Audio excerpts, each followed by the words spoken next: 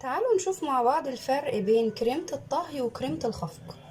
كريمة الطهي يا جماعة الدسم اللي فيها قليل، لكن كريمة الخفق الدسم فيها أعلى.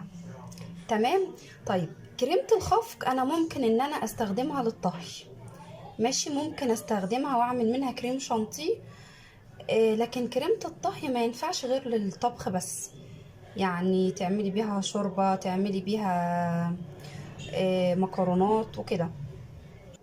جربت موضوع الدسم دوت عملي، لقيت اني جربت كريمة الطهي وخدت 2 عبوة اللي هي ال2 لتر، عملوا لي تقريبا نص كيلو سمنة. لكن اللي هي الربع دي يا جماعة عملت لي، بصوا كده، عملت لي تقريبا نص الكوباية. فدي نسبة الدسم فيها اعلى، تقدري تستخدمي